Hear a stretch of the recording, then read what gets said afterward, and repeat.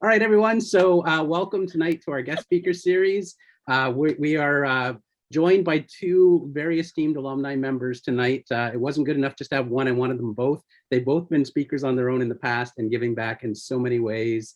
Bettsina and Bonnie have had the full MDM experience, and they're a very welcome addition to joining us, especially as this is our 15th anniversary year. I'm pulling out the best of the best. So these are two alumni members we're extremely proud of. But as part of our speaker series, I am going to kick it off with acknowledging that we are here in the digital realm, but we're also in the physical location of our Coast Salish peoples, and specifically wanting to address the Squamish, the Musqueam, and the Tsleil-Waututh nations. I'm picking this background behind me because this relates to one of the projects that I believe Bettsina was connected to. We'd worked with the First Nations Technology Council in the past, and we are looking to work with them towards the future as we continue to make address our reconciliation efforts. But anyway, I wanted to put that out there. But then not to leave Bonnie without, I have some other team photos here. I think Bonnie's down here. Oh, there we go, right over there.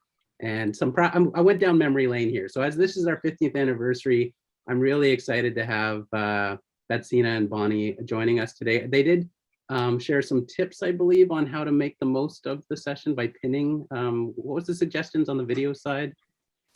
Yes. Oh, yeah, go ahead, Bonnie. No, I was going to say we are very professional, so he'll let Betsy give the details. Yeah, so if you could pin both me and Bonnie, I think you just have to right click on our videos and then make a spotlight. Although I'm not sure if you can only do that once we're presenting or not, but basically if you make us both spotlights, then we can be sort of like at the top. I have spotlighted you both. Oh, great. Yes, we can see ourselves. Hello, everyone. Yeah. Awesome. So well, thanks, Dennis. No, thank you again. Like this is, I mean, alumni giving back.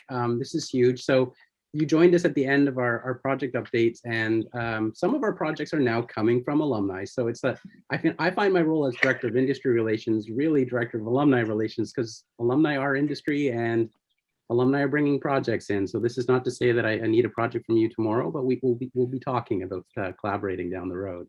So tonight really is about what you've prepared to share with us, and I'm very appreciative of that. And when we do return to live events, I'll be handing out the drink tickets and other swag to say a proper thank you. But again, thank you so much for joining us tonight. I know you prepared something to share, and then hopefully I will moderate the chat. I'll keep an eye on some questions, and when we get to the open Q&A, we'll go from there. But over to you. Thanks so much, Dennis, and hi, everyone. I'm just gonna go ahead and share my screen then. All right. Can everyone see my screen? Just maybe put some thumbs up or something like that. Yeah, it looks good. Awesome. Okay, so by the way, I'm just gonna be drinking a lot of water because I'm coming out of COVID, so still have a bit of a dry throat. Hello, everyone. I'm Bettsina. Oh, hey guys, I'm Bonnie. We decided not to give a whole spiel and introduce ourselves and kind of talk through our journey through the presentation, so you'll get to know us a little bit more. But at the very least, Betsy and I were C7s. That sounds like a long time ago, and we are working together at Apple now as colleagues. So life's come a full circle, and yeah. I think I'll let Betsy give some tips and tricks before we start. Yeah, so thanks, Bonnie. So as we said, for today, we've prepared something a little bit different. Bonnie and I were thinking how we can make this a little bit more engaging. We're thinking if we were on your side, what would we like to see? And so we've come up with this sort of conversational presentation, mostly with Bonnie and myself, and we're asking each other some questions about our experiences at the CDM, before the CDM, and then after the CDM. And so this is why we asked Dennis to put us as a spotlight, because we would recommend you to use the side-by-side gallery view To do that, you can click on the view options at the top and then click side by side, or you can also hover at the top right corner and then see the view little icon and then put side by side gallery mode. And then when you see this little line in the middle, you can just adjust it to have our videos there, because there's not going to be a lot of information on the slides, and we're going to be mostly just doing a lot of conversation and talking. All right, so I'm going to pass it on to Bonnie to kickstart the keynote now. Cool. Thanks, Betsy. So here's how we've structured the talk. We're going to talk a little bit about our pre-CDM life, go through kind of our CDM life, and then post-CDM careers going forward. And the last section, we have something called a fun little thing called Mix Bag. And we'd like to take questions, and we encourage everyone here to put questions in the chat. And like Dennis graciously offered, he's going to be moderating it. And hopefully by the end, we'll be able to answer some of the questions in the best of our abilities before we kind of say goodnight. And yeah, that's it. I think, Betsy, we can get started. Awesome. So we're going to do as much as we can to stick to the time, but we'll see how it goes. All right, so let's get started. So as I said, we've prepared some questions for each other. And we wanted to make this the most like organic as possible. So I wrote some questions for Bonnie. She wrote some questions for me. So I'm going to start first. Bonnie, I want to ask you, what were you doing before the CDM, and what made you decide to choose the program? Yeah, so before coming to CDM, I was a computer science engineer. I did my bachelor's in computer science, and it's kind of like the rite of passage in an Indian family, pick a doctor, engineer, or a lawyer. And then I did worked for a year in a multinational company, but I always knew I kind of wanted to do something different, and I didn't know what it was. And at that time, I don't know, there wasn't a lot of choices or even understanding of what that could look like. So I just knew I wanted to do something more creative. And my parents were like, become an engineer, do what you want after. So they at least stuck to their deal, and I started researching kind of what can I do.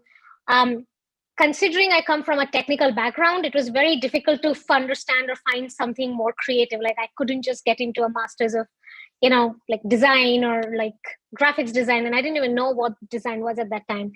So thankfully, Google kind of pointed to, CDM, and it looked really interesting, mainly because as a technical person, I could go in a program that I could like learn some creative things and be around creative people. But more importantly, there were lots of these beautiful logos that kind of just attracted immediate. Like you've got the Disneys of the world and the Google and Apple and Microsoft and everything. From that time, that seemed unreachable, looked like within reach if I did this. So I think that was kind of my journey, and I applied, and I'm so glad I did. And yeah, I think I'm here now because of that. And for that, Betsy, I think I want to ask you the same thing, because you come from some completely different background, and how you stumbled upon CDM, and why you decided to pick CDM. Yeah, So I studied visual media arts as my undergrad, and it was kind of like fine arts, but more like into the digital stuff as well. So we did a lot of like art installation and music art and stuff like that. And typically the person who graduated from that school was going to go into like have exhibitions in an art gallery or those kind of things. And I really wanted to try that. I thought like I really wanted to do art installation and things like this. And just before I joined that undergrad, I wanted to always become an animator, but like a character animator in 3D, but it just kind of never really happened. And then I discovered the undergrad and fell in love with all these digital things and art installation. And I thought I'm gonna become an art installation artist, and I'm gonna do that. And at some point I realized that it was really hard to make a living out of that. And I was like, who's going to buy these art installations, right? So I was just sort of trying to go through like a journey of exploring. Like I really like a lot of everything creative, like music and painting and all of that. So I think like I wasn't really sure where to go. And I think I searched on Google something like digital masters in digital arts or something like that. And I remember the CDM came on in the first three options. And then I was like, oh, sounds very interesting. And I saw I saw like a bunch of the client logos, and I was like, oh, hey, at the time they had like Disney, and I was like, oh my God, it would be like a dream to work for Disney or something. And these sort of ideas of becoming an animator sort of came back to me, and things like that. And then I really like the fact that it was very practical. Like I wasn't really sure what to expect, but I knew that there was going to be like a lot of practical work and a lot of exercises and working with clients. And I sort of felt like it would be the next step to kind of join the working world, but still do it in an area that I liked. Yeah, and then so I applied, and then literally it was like a very quick decision, and then I got in. I was like, oh my God, yes. So now my life is like completely different. And then I moved to Vancouver. Oh, by the way, for those of you who don't know, which I think is the majority, is I'm from Mexico. So I moved here 10 years ago, almost, in 2012 when we joined the CDM. Yeah, good times. Right. Good times. What's Awesome. funny is, like one commonality that I found in both of us is none of us really knew what we wanted to do, which is really like funny and strange at the same time. Like I don't think, looking back, I would have expected myself to have this journey, for good and bad both. But it's really interesting. It's just like, I know what I don't want to do, but I know what I don't want to do. Yeah, but I don't know what I want to do. So it's yeah. Yeah, same for me as well. I think I had an idea, but I didn't really know exactly. Digital design art, I don't know, all of that was there. Yeah. But okay. So the next question is now getting into the city a bit. And Bonnie, I want to ask, what was the expectation that you have about the program? Honestly, I didn't have a lot of, I didn't know what to expect. It's not fair to say I didn't have a lot. I just didn't know what to expect.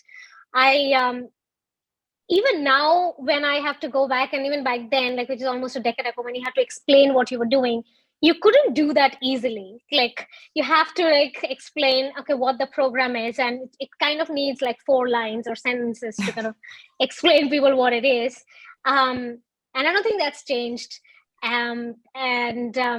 I came in knowing, and I remember when we got accepted, we had a Facebook group at that time, and I saw these people from all over the world, and that was funnily one of the most interesting things that kind of I looked at. I was like, just being around people with different perspectives and just coming from different backgrounds in itself was a huge kind of positive. So I knew it was going to be exciting, and I knew it was going to be different.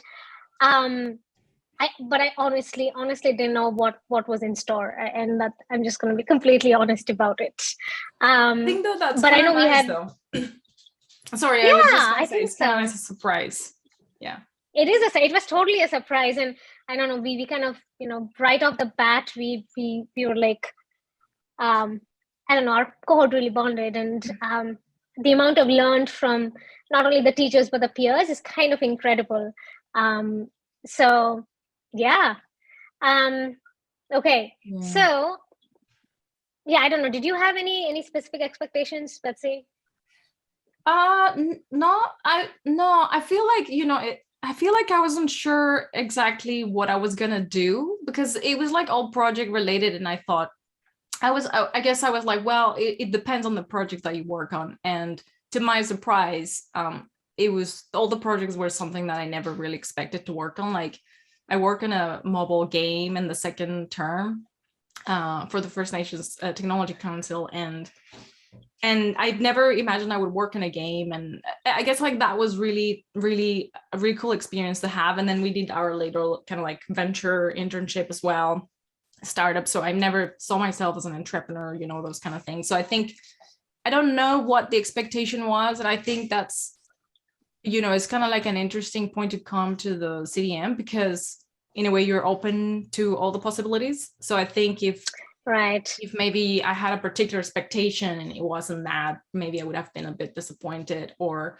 I don't know, the other way around. But I think like the fact that I just knew that I was kind of like open to the possibilities and the projects and whatever kind of made me grow.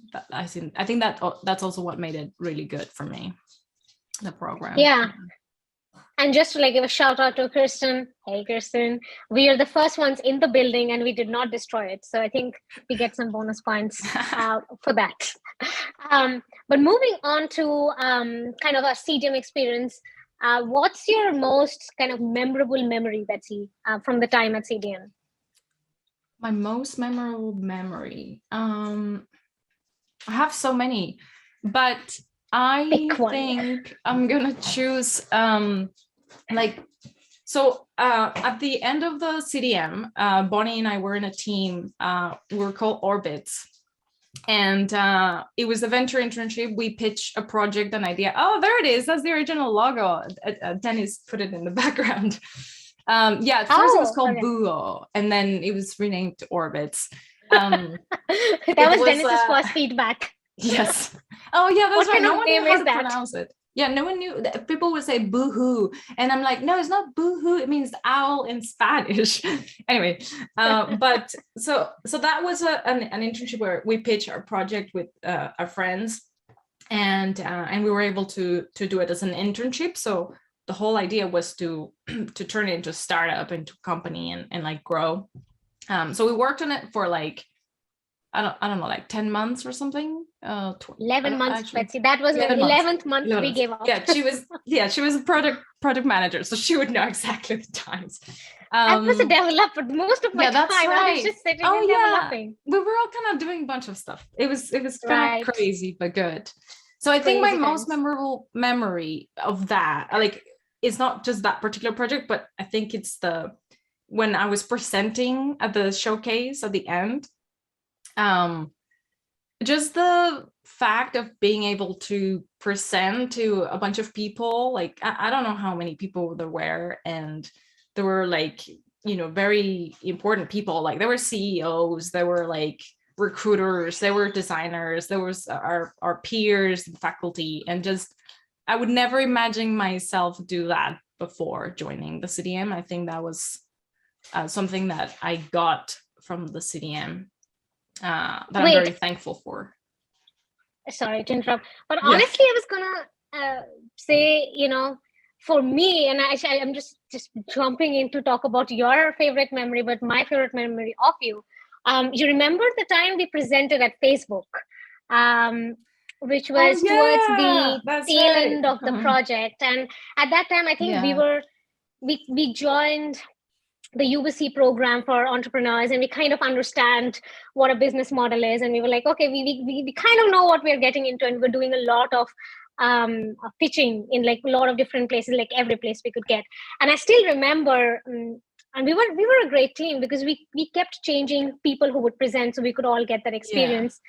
And in Facebook, we had it was your birthday and it was your turn, and we were like, you're gonna present. It was my birthday. I don't remember that. Yes, and it was so nervous and it was so official. And I know you went up and it was great, and we were just so excited. Although we were crushed because everyone around us, like, they presented saying that, oh, we have 10,000 user base and 20,000, and we were just looking at each other, we're like, what? We don't like have... they were so far ahead of us. Then we were like, oh, there is like a seed round and there's a series, and we're like way before we can even come in and pitch. And we were doing our beta, and people were like, no, we were in our alpha, and people were already launched more than their MVP, right? And we went for drinks after. But I think that was my best memory of you, because you went up and you presented to like a bunch of important execs in Facebook. We didn't get any funding, but we didn't get any funding, but that was actually really cool. That's a really cool experience. I remember I asked you guys to record it, and you did it because you couldn't, like, I think you pressed the wrong time, and then you stopped recording it, and then at the end, like, oh, we didn't get the video, and I'm like, nah, it's the first time and only probably that I'm going to be presenting it there. It was a great memory, that one. I'm going to use that one instead. You should. I'm just looking at the chat. Sorry, Betsy, and I don't know Dennis. Dennis thinks it's like a Miro. I think you. I'm. This is say one of my bigger, but you had, if Miro and Slack had a baby, I think. I know it was, Yeah. there was so much potential in that board that you were building, and gamification was sort of the buzzword at the time. And I think there was a lot of leaning into that and looking at the platform. I remember the original pitch for recruiting purposes or working on, so it was kind of, but in reflecting, I think you had an amazing team, an amazing idea, and you went for it. But I'm really proud of all of you for what you've done with it.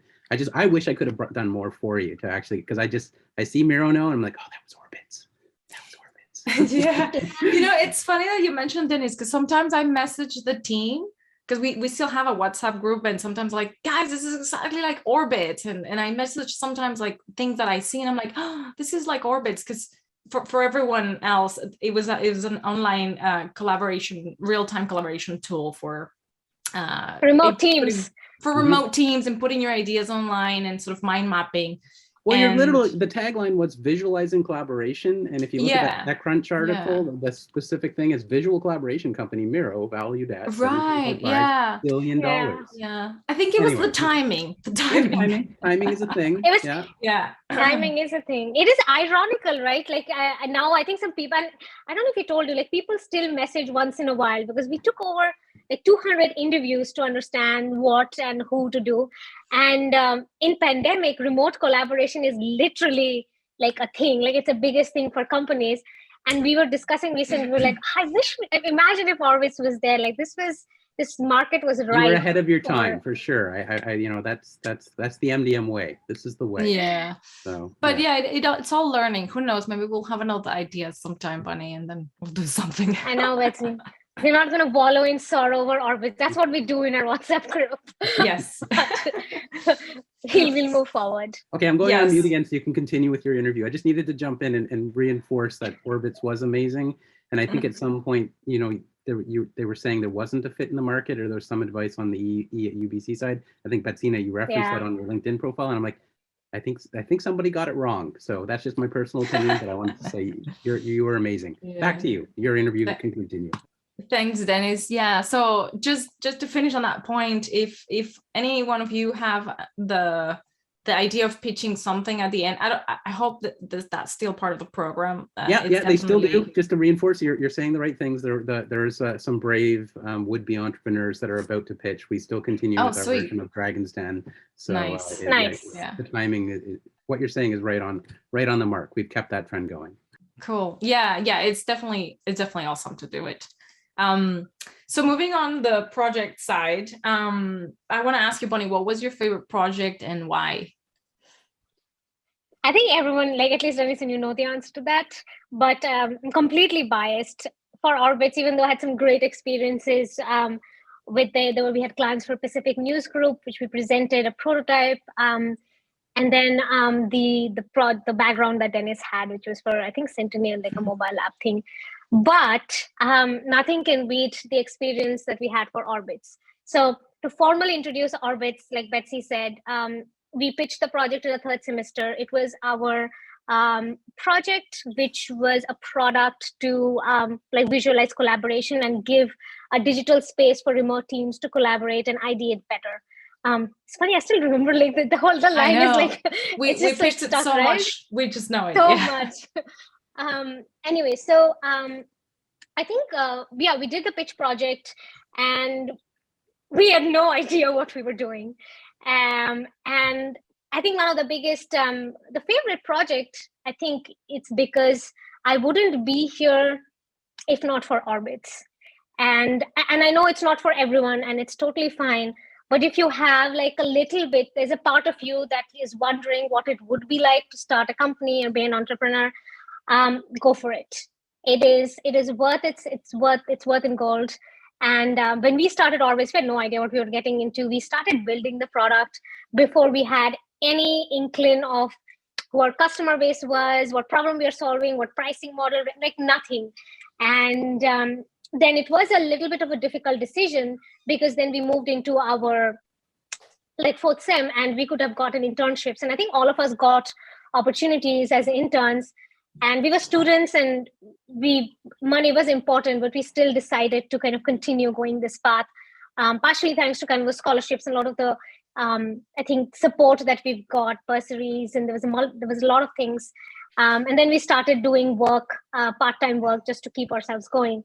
But in that whole experience, I think then EATBC, which is great, I highly, highly recommend. Even though they might have gotten something wrong, I think that's where I learned the basics of what you need to understand before you start your own business. And I still remember that after we decided to kind of, part ways, or just kind of close shop, we were looking for jobs. And my first job at that time, I didn't even know what a product manager was. And it wasn't a thing at that time. There were probably Google and maybe a few other companies who knew what they were doing and what a product manager did. But the awareness was very minimal. And I just was like, I might as well apply. And I remember they asked me in my interview, imagine the CEO came in and, and gave you a lemonade stand. And they told, go sell lemons.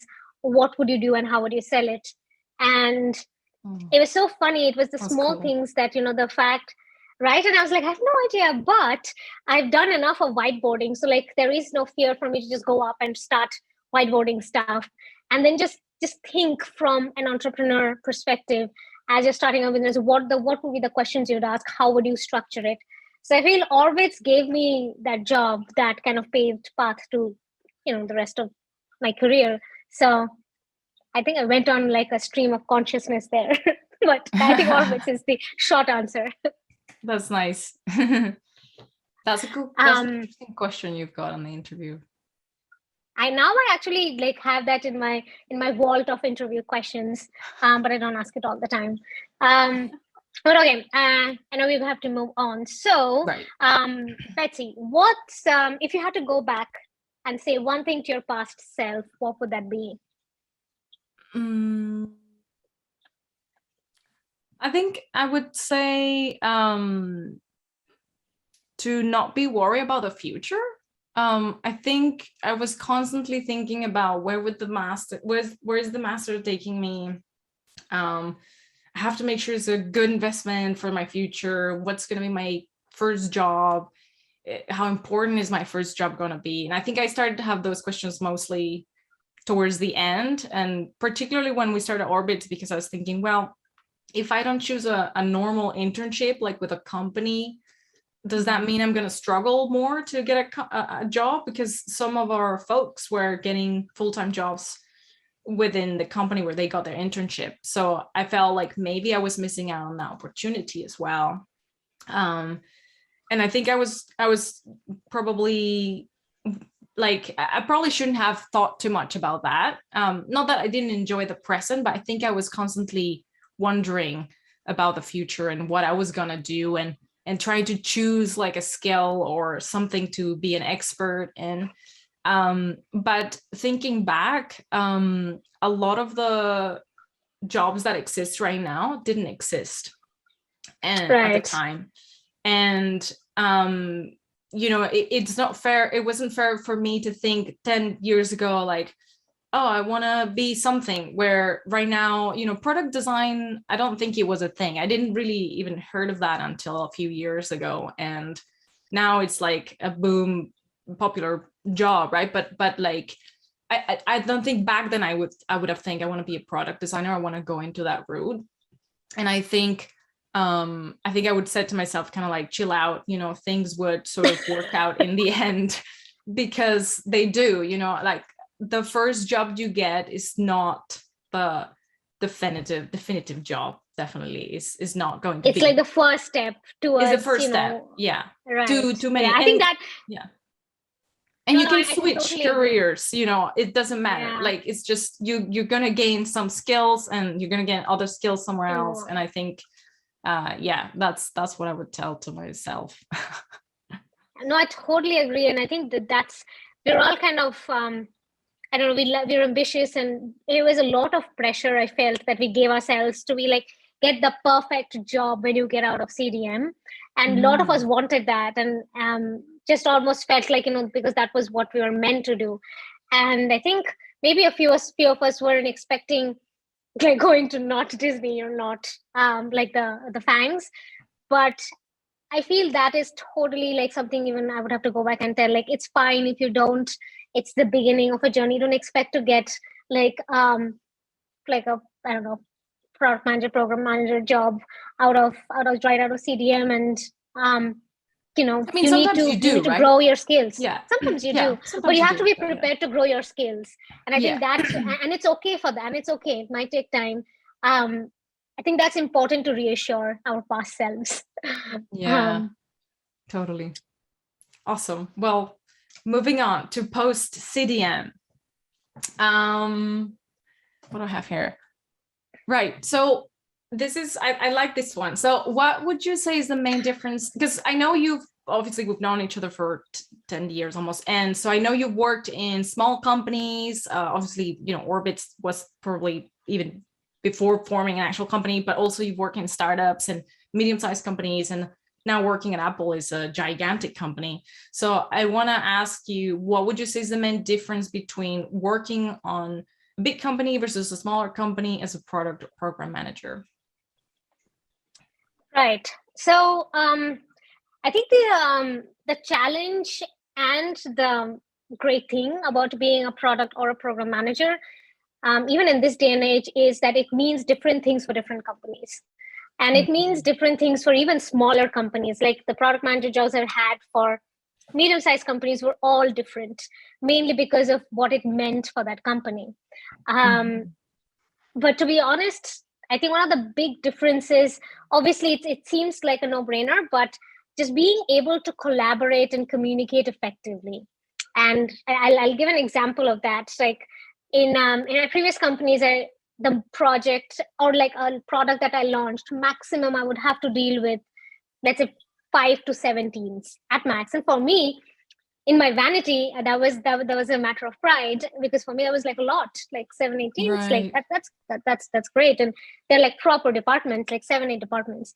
And I still remember in my Apple interview, they had asked me something and I had to respond, where I was referring to one of my product launches that I did in my previous company. And I very proudly said, oh yeah. And they're like, how many teams were you managing, or how many teams do you have to work with? And I was like, oh, I work with like 8 departments to get this live. And then I got into Apple, and my first launch took like 25 departments, and they're upwards of 20 to 40 departments and teams I have to work with. So, Right. So humility, yes, that's what they've taught me. But like in like anything, you can go over and talk to someone and figure something out.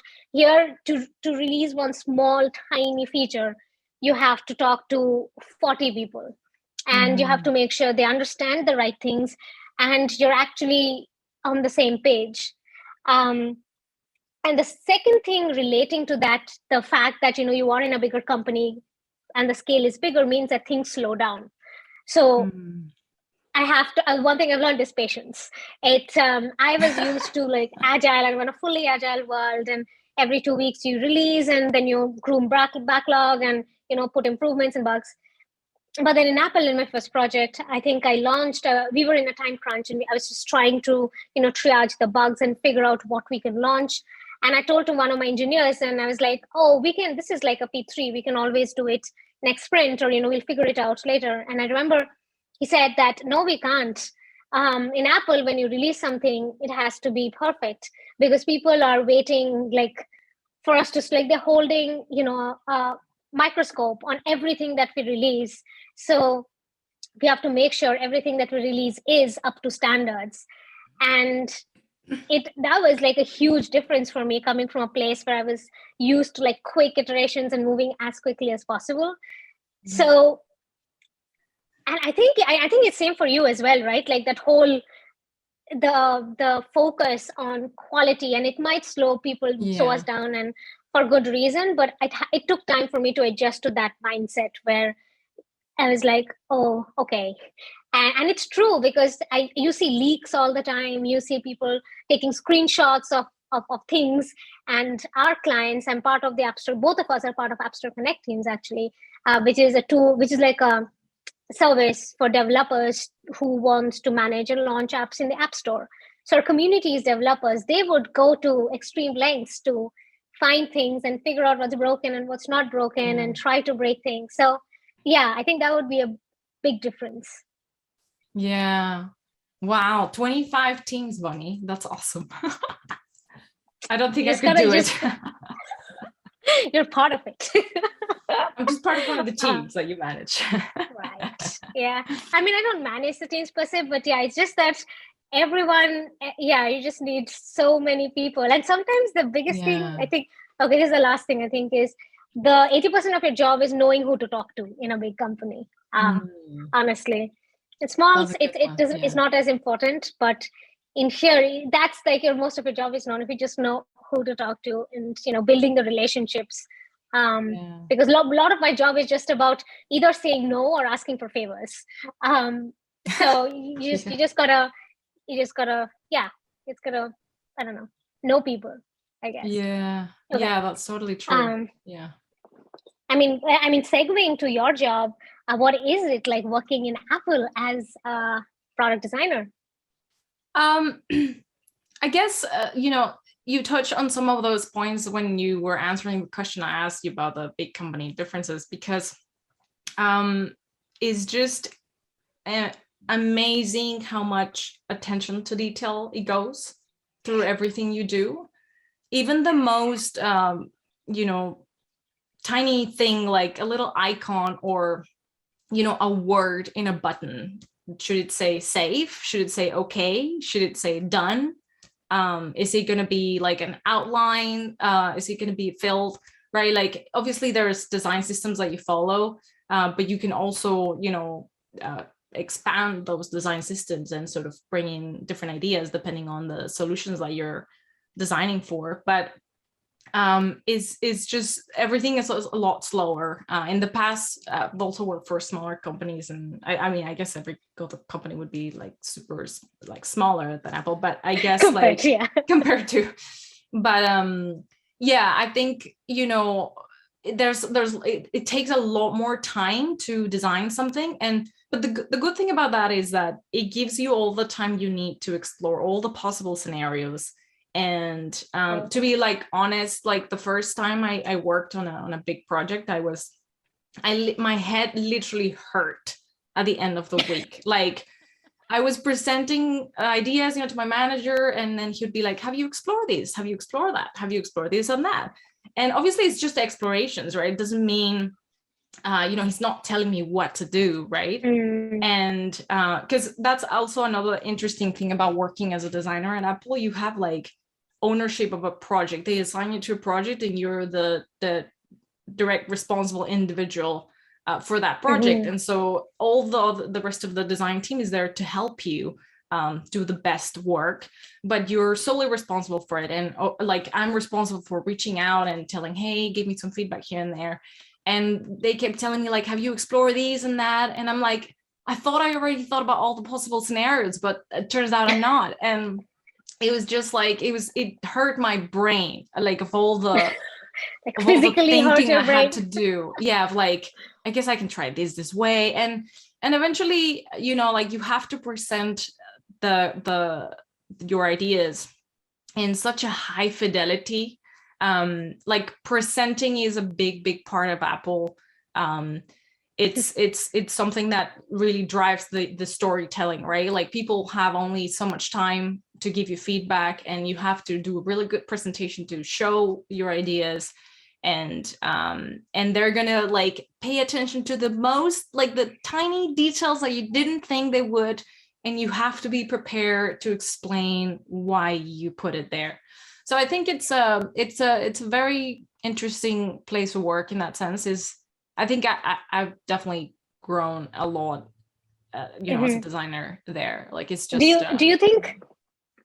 Do you think you've also learned patience as a quality? Yeah, I think so. Yeah, because so there's a lot of reviews, right? And things take a lot longer, and sometimes you would think, oh, I guess this is almost ready, but then you realize it's not really ready. There's still, like, you have to show it to all the people, get all the departments' feedback and so on. And I think you need a lot of patience to understand the process and just go adapt to the process, which is very, very different from everything else that I've had. Yeah.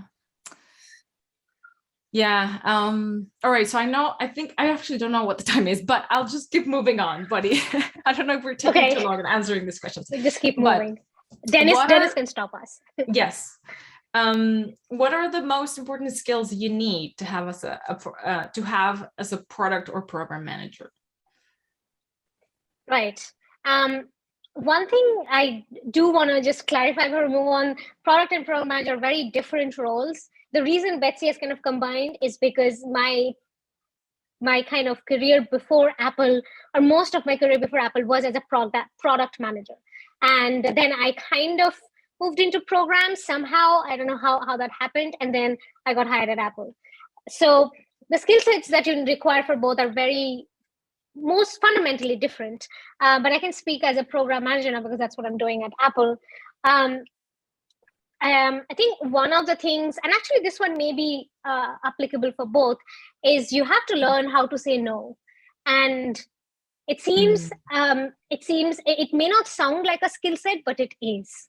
And an example again of that is, like, I remember in my previous job, I was working very closely with my CEO and we were launching products. And he used to come in and sit next to me and she'd be like, great. And he's like a visionary and he constantly has ideas. And he'd be like, I have this great idea today. And, we got to do this.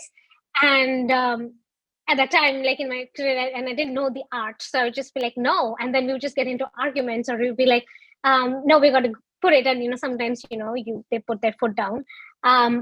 But then over the years, I realized that one of the key things to be able to say no is you have to foster that trust.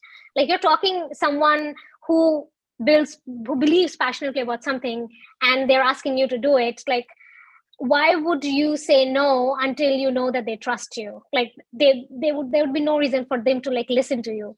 So I took a lot of time, and the way I built trust is sometimes I would say yes, and then it may fail and it may not be good and it may be like a small trade-off, but he would slowly get to build trust, and I would kind of try to explore and understand where he's coming from. So instead of being like, oh, let's do the solution, we would go back to like, what's the problem you're trying to solve?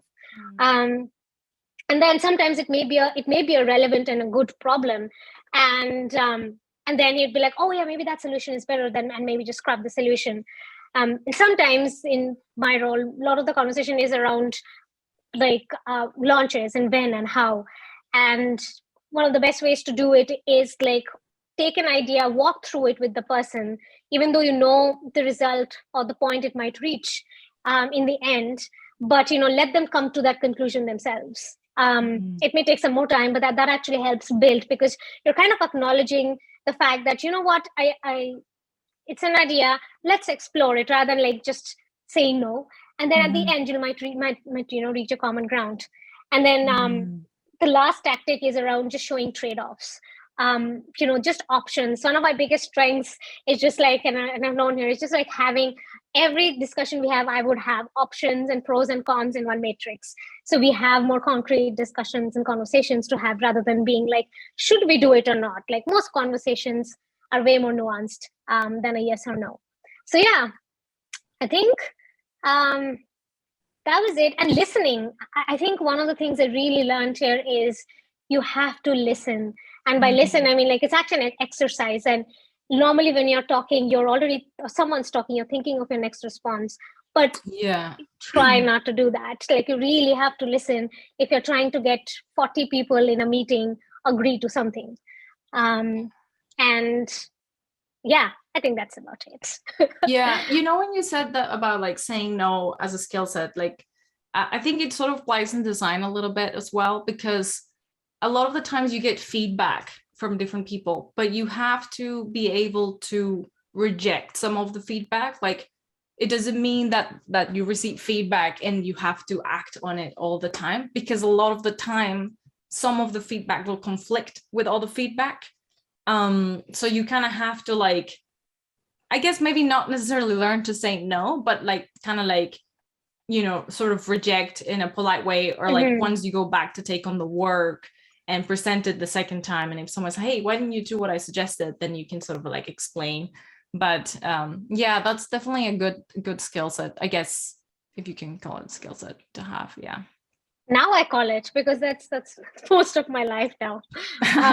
But yeah, it definitely needs time. Like, I definitely needed like at least a few years to get to understand how to do that properly. So yeah, I'm glad Apple happened after. Okay, cool. So last question in this segment. Now that you're a fancy Apple designer, Betsy, looking back, what's the one thing that you learned from CDM that you kind of took back and implemented in your job, or something that's just helped you in your job at Apple? I mean, I think there's a lot of things, like obviously collaboration, that's a really, really, really big one. There's just a lot of collaboration at Apple, like is the core of it. But you have to tell the story I'm gonna though, choose of collaboration between us. between Remember the us? first time when we collaborated and it was awful? Oh yeah, I Then know. Oh my God, yeah. So just it's a side story. We yes. obviously were friends at the CDM, and we thought, oh hey, she's an engineer, I'm an artist. Why don't we get together to make a game in a game jam? And she was having these ideas, I having these ideas, and we started fighting. And I think that was the first time that I realized I couldn't communicate with an engineer. And I don't know, Bonnie, Me if too. you felt the same. Yeah. I couldn't communicate to you. Yeah, like I was thinking very abstractly, and I was like, just like imagine for a second, like just imagine. And I was like kind of giving like metaphors, and like I wasn't being And I remember logical about the things. I remember saying like Betsy, from A to what B. are we talking about? Right. Yeah, exactly. Like, what's the point here? What's A to B? What's X? Like, define X. And I'm like, no, forget about X. Just think about this, And I think, and so we were like in this whiteboard, like for a whole afternoon trying to come up with a game. And we had like, I was so upset. I think we were just like, you know what, let's just take a break. And we just never come back to talk about it. We ended up getting a certificate of participation, but we never did anything. And so because we just couldn't communicate. And that was, I think, in the first term or the second term. First week, Betsy. That was the first week. Oh, first week. Yeah. So it was really early before Orbits, because then when we started, I think like through the CDM, obviously we learned to collaborate with other disciplines, right? People from architecture, business, and like other types of engineers. And it was like very interesting to try to articulate ideas that someone else mind has been formed differently, right, through their studies before. And then obviously it was even more difficult as an English second language speaker. That was terrible experience sometimes. But you kind of have to make it work, right? And I think like now at work, you have to explain things to people from other departments, from QA, from legal, from just every department. And there's different layers, right? Sometimes it's managers, sometimes it's directors, sometimes it's your peers, and people communicate very differently. So definitely that's a big one. But I also want to choose another one, which is presentation skills. Definitely don't take it for granted. Like I have to say, it's just before joining the CDM, I was super shy person. Like I would never raise my hand if I had a question at school. I hated presentations. Like I always forgot what I wrote, or I was just reading.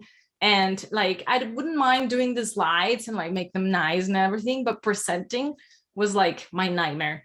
And I was like very, very shy in school, and I wouldn't even call for like, when my mom used to tell me, call the doctor and tell him that, I'll be like, no, I would be like, dreading that because I had to talk to someone. And like, I mean, I was like an extrovert person with my friends, but with like in front of people or with strangers, I would panic.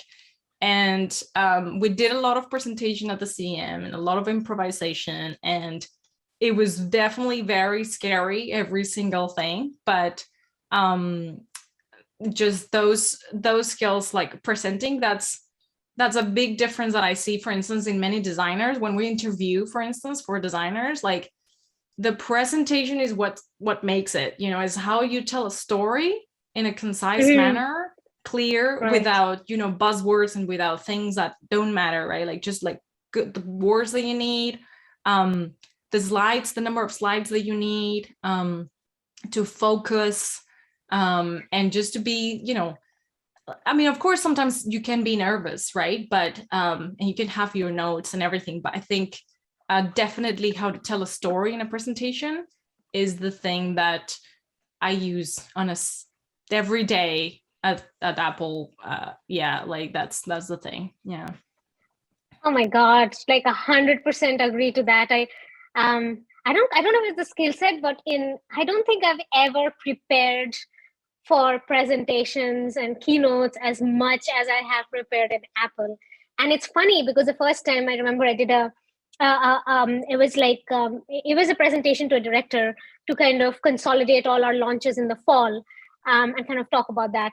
And I still remember now looking back, it was terrible. But I still remember the director literally stopped me midway through in one of our slides and was like, "Oh, you can keep quiet. I'll just read through," because it was so busy. It was really embarrassing. Oh no, But I then, feel for you. oh man! And then I went back and talked to my boss and I was like, "Oh, let me see some examples." And it was a learning lesson of how to understand, like you said, how you're supposed to tell a story. So there is a beginning, there's a middle, there is an end. You're supposed to there's an art to put the kind of stuff you want on the slide, and practicing your voiceover. I don't think I've ever had this like VO, like a script, and having a script.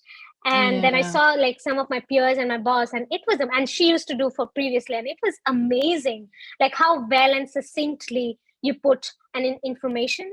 And in a company as big as Apple, I remember at some big projects, we spent hours and hours and hours and collaborating with like 20-25 people for a review. And it can get exhausting. And I sometimes would question, like, why are we just so long?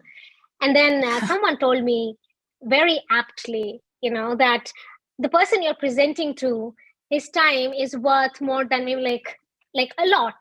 And the 1 hour that you're taking off his time, you have to make sure he understands the information as easily as possible. All the questions he might have in mind that you can predict, you have to make sure you're already addressing them. And the fact that, there's crispness, like there is no ambiguity. He should not come back not understanding, because you're not going to get that 1 hour back. And we're talking about VPs or whatever, leadership, right? And that made sense. I was like, okay, you know what? That does make sense, because it takes time and it takes effort. It's not something that just comes naturally, because I was like, oh, I'll present, big deal. But no. Yeah. Oh, man. That was an experience. I've come a long way from there. I did tutorials, man. I went to like our like tutorial tool section. I was like, keynote, service keynotes. Let's look at it. And tutorials were great. Yeah.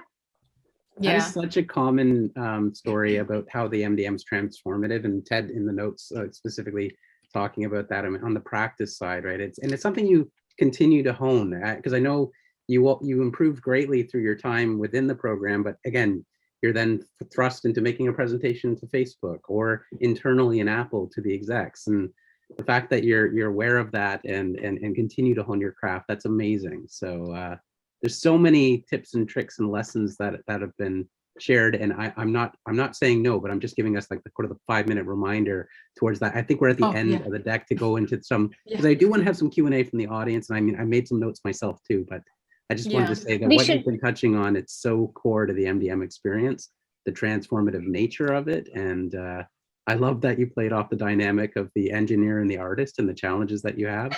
Even as friends, you'd think you're speaking the same language, you're not. And it seems there's a lot of identifying empathy within the MDM cohort too, just on the angst about the post-MDM career and a lot of the other things you've touched on with the talk so far. So thank you for everything to date. But I just wanted to jump in and give you hey, we're in the home stretch for some Q&A, but Yes, thanks, Dennis. And actually, our next slide, did I ask you all the questions, Bonnie? I think I did, right? Yes, you're good. And our next slide, sorry, I just gonna say, we can skip the what's next, and we can just take questions, because I know we're super no, but that's a great first question. What's next? I mean, I'm happy with that. I'd love to know what it is for you, because it's like, this is what's next, Bonnie? Oh man, I was going to ask you. It's funny, life comes a full circle. Like I came in thinking I'm going to be in one of those big fives, and it feels like Apple is not the end of the journey. It is the beginning of a journey, and that's the only way you can look at it right now. Within Apple, you get a lot of opportunity to learn things and products that literally under the umbrella, they have something like you want to do retail, you want to do entertainment, you want to do hardware, you have opportunity laid out. So right now, my next step is just learning as much as possible and just absorbing from people. We've got a lot of like strong ML and AI teams. I kind of try to do their seminars. You have like the resources. So I try and learn. But I think the biggest thing is just, like it's not the destination. Like Apple is not the destination. I don't know what is next, but just having that mindset where, you can grow further out, mentoring and getting mentored inside and outside Apple is kind of interesting at this point. So what about you, Betsy? I like what you said, that Apple is not the destination. I think it's definitely for me, honestly, is like a dream come true, because it's like I've learned so much, and I don't think I never really imagined to be doing these. There are also so many other passions I have. Prior to Apple, I was working at blockchain.com, working on crypto. And I really loved it, and just seeing how much is evolving in the past couple of years, and just seeing the industry grow, it's something that I feel really passionate about. And I don't know, I mean, obviously, at Apple, I still have a lot of things to learn, but that's an industry that I think it's the future. And I don't know, I'm definitely curious to do some projects, freelancing and things like that. Yeah. New startup, Betsy. Yes, that's what's next. Why not? And again, I think, you had that advice for your younger self about not worrying so much about the future and that too. And you're right. The Apple, as much as that may be a great place to be right now, that you're open to your future, that's amazing. So one thing I'm going to ask before I get into any of the questions that I kind of noted along the way was, so how did you both end up working at Apple? Like, was there a referral here? Was that, hey, I know this person, she's great? Everyone asked that question. Yeah. Everyone asked. Betsy, you go first because you started first. Okay, well, so actually, so I started before Bonnie, maybe a few months or something. I did not refer her. Actually, I didn't know she was applying or anything until she told me she had an interview, and it happened to be with my manager at the time. And I was like, oh my God, I have to tell you what to say. And no, not what to say, but like just how is he, and his personality. But no, I just I actually didn't apply for a job. I was working at blockchain, and the company is in London, so my partner and I were moving to London. COVID happened, so we stayed here. We didn't know when we're gonna go to London, and I just got an email from an Apple recruiter saying if I would be interested, and I was like, I actually thought it was spam. I was like, no way, this is fake. Like, how would you even get my email? And right. And yeah, it turned out to be true. So yeah, and then I joined, and then Bonnie told me later on. I think she was keeping it a secret until she had the big interviews. Well, to be honest, like you, I thought it was spam, like for a while. And I also didn't apply. I got an email like in LinkedIn for an Apple recruiter. I was like, Apple? And at that time I was a product manager, and I kind of just became a program manager. And that's a funny story because I didn't know what a program manager was. We kind of, a CEO and I were like throwing ideas because we were doing, at that time I was doing more than a product manager. And we were like, program manager sounds like a good name. And it was that key moment. I don't know how. Then Apple reached out, and I still asked, and I asked my interviewer, and I was like, I'm not sure if I'm a program manager. Just so you know, my background is in product, but yeah, I think the process takes a long time. So I was very wary of telling people, and I knew Betsy was working, but I was like, oh, whatever. Like, interviews happen, and then there was like a little bit of time. And then I had a back-to-back interview of like six interviews at the same day. And then I asked Betsy because I was like, oh my God, like we are literally in the same team. This is unreal. So in short, your answer then is universe. Yes. Yeah. Totally. Yeah. No, exactly. Well, it's just great. That's but I know it's the full circle here, is the memory lane, finding each other again. That's great. And that's amazing. Does anyone have a question before we get, because I know it's stretching into the evening. I wanted to just keep monitoring the chat here, because all the things you've touched on, from the building the trust, the importance of collaboration, the honing of the presentation skills. We have a lot of introverts on this call, myself included, as weird as that may seem to some people. That's where I fit. It's appreciated to see what you're doing and what you're doing with your MDM experience and advancing your careers and building those connections. And the fact that you're both working together, it reminded me of a recruiter story that was about Dutch admirals. And it was like, where they started as privates in the Navy, and they kept referring the other person. I'm sure you said something good about her to your boss before she interviewed, or something to kind of, the fact that you're both working at Apple right now, that's amazing, and you deserve it, and you deserve every success. So, and look, I've got some other introvert hands in the chat here. And Ted's got a question. Actually, you know what, Ted, why don't you come on camera for a moment? So Ted's our new managing director. Hey, honey. He's our new. Oh, hi. Oh, there's hi Ted. there. I'm in my kitchen. Sorry. So my daughter's got her music on. Hope that's okay. But Bettsina and Bonnie, just thank you so much for your generous sharing here tonight. We really appreciate it, and it's so wonderful for me to hear about your story.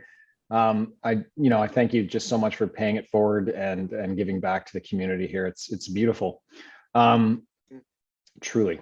So with that, yeah, I'm just curious, like, as you kind of embarked on your career, it might be hard to kind of think about it on the fly, but is there any particular sort of skill that you've built at Apple or through other projects that maybe you wish you had been able to learn about at CDM, or advice for us? How could we improve our current program or future programs, if that makes sense? And I'll stop there. Oh, that's a really good question. Yeah, I mean, that does definitely make sense. Mm-hmm. It's a different, and Betsy, I don't have an answer, but at least I'll tell from where my brain is at right now. It's difficult to identify that, because everyone has such different paths coming out of CDM. That overlap is just very, very minimal. It's just something that works for me, like that I would like to know and I would like to do, may not be something that a person coming out, wanting to be a designer or like a producer or a developer, like whatever. There's so many architects. There's just such a big gamut. I don't know, Betsy. You can go for it. This was like my initial thought. It's a really good question, but it's a really hard one, because the paths are so different for everyone coming out of CDM. Well, if it comes to you down the road, you know where we are, and you can always share it then too. And yeah, we'd love to hear from you as well, Bettsina, if you have any thoughts right now. Yeah, I think there are definitely like the skills that I use a lot, not just at Apple, but before, like, a lot of the design thinking and presentation skills a lot, for sure. I do remember getting my first job after the CDM, my first full-time job. It was a very small company, and I was the only designer. And I remember thinking that it was very, very different than the CDM. Like, I remember thinking that I thought that the CDM was like the actual real work experience, but then when you got into the work experience, there was something different. A lot of the times, I think it was that, so I was working with clients, and a lot of the times I couldn't, at the school, I remember in my cohort, they taught us to explore the reasons of why the client wants to do something and try to find the best solution, even though maybe that's not exactly what they envisioned. Mm-hmm. But I felt like in the work where I was doing it, the client always had the final say. And I couldn't, sometimes I'd try to explore the reasonings why, and try to like follow the path that was taught to me, right? And sometimes I was very in conflict a lot, because I felt like some clients were definitely more open to exploring ideas, but other clients just care about a particular idea, and that was definitely difficult to work with. I don't know how that applies, or if that sort of answers the question or something, but that's the key. I definitely remember that was different, that it was like a bit of a shock to me, I think. Yeah. As a longtime person at CDM, that actually is an excellent answer, and it resonates deeply with me. I often ask myself that same thing because even the staff at CDM don't have the opportunity to change their boss's mind so much, you know, or a client for that matter. Right. I think it's, yeah, there's different situations. Even if I look across all the projects we've delivered in the various clients, and it's a very mixed bag, right? But I think you've touched on it earlier in your presentation about that importance of building trust and working towards that solution. But you're right, the client at the end of the day will also be a major driver in the direction that you move towards. You can do your best to try to get them towards the best solution, or the reason, the whys, the 5 whys, or all the other exercises that we take on through the MDM. But one thing I will say though, so because again, and this is, are you still in touch with Ivy Sang? I'm just trying to think of those that are from the BUO team orbits that are now teaching and doing other exercises. Just a little bit myself. Just a little bit. I think we're gonna catch up for coffee soon. Nice. Yeah. Nice. No, I think just to touch on. Sorry, Sorry, Dennis. Just to I was trying to articulate what Betsy was saying, and I feel, and I totally, I think, understand and agree with that. It definitely feels like a bubble sometimes, and I think that's the best way I can put it.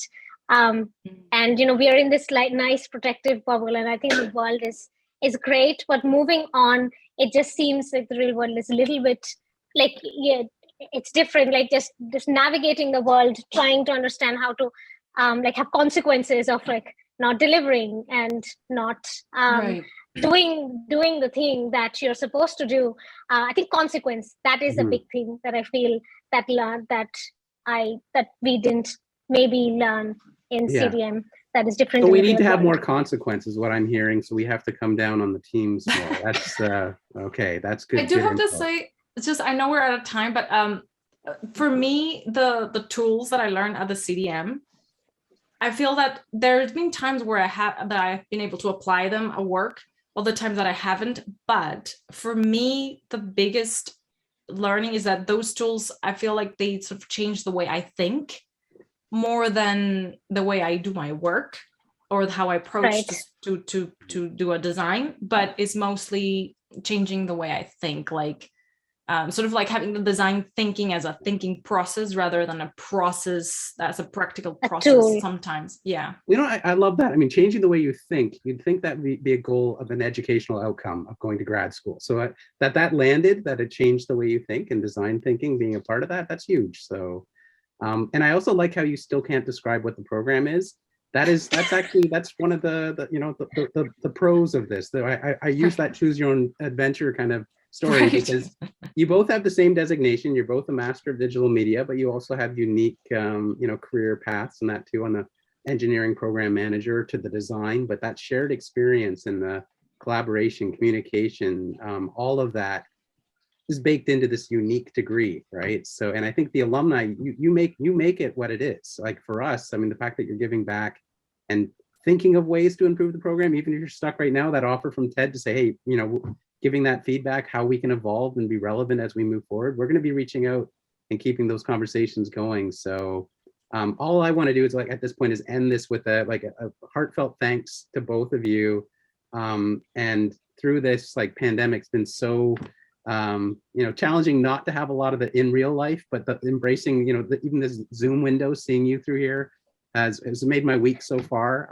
And when we get to having the 15th anniversary celebrations, hopefully we'll have a big homecoming party, and everyone that's been a part of this will be a part of that. So yeah, you're getting a lot of thanks in the chat here. You got my personal thanks. We went into a little bit extra. That's always on me. I went a little long on things.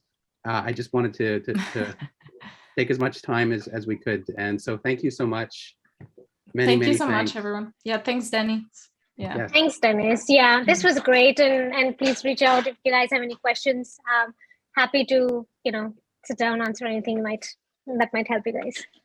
Yeah, same. All right. Thanks all. Everyone have a good evening. Enjoy your... Bye-bye. Yeah. Bye. Bye-bye. Thank you.